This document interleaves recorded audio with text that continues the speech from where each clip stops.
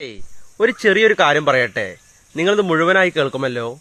ഈ ദിവസങ്ങളിൽ ഞാൻ വളരെയധികം സന്തുഷ്ടനാണ്. കാരണം എന്താണെന്നറിയോ?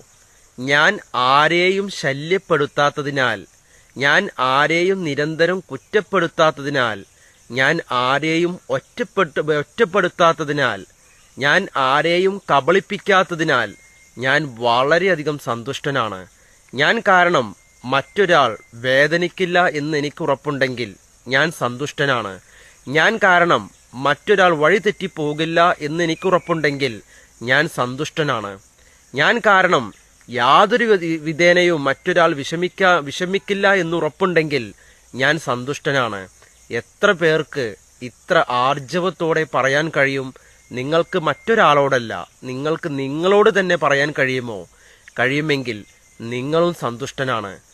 അല്ലെങ്കിൽ നിങ്ങൾ സന്തുഷ്ടനാവാൻ വേണ്ടി ശ്രമിക്കുക. ആരെയും പരിഹസിക്കാനോ കുറ്റപ്പെടുത്താനോ ഒറ്റപ്പെടുത്താനോ അല്ലെങ്കിൽ അവരെ കളിയാക്കാനോ ഒന്നും നിങ്ങൾ നിൽക്കരുത്. നിങ്ങൾ നിങ്ങളുടെ സന്തോഷത്തിന്റെ പിറകെ പോകുക. മറ്റുള്ളവരുടെ സന്തോഷത്തെ തല്ലിക്കെടുത്താതെ മുന്നോട്ട് പോകുക. അതല്ലേ നമ്മൾ ചെയ്യേണ്ടത്? ചിന്തിച്ചു നോക്കൂ.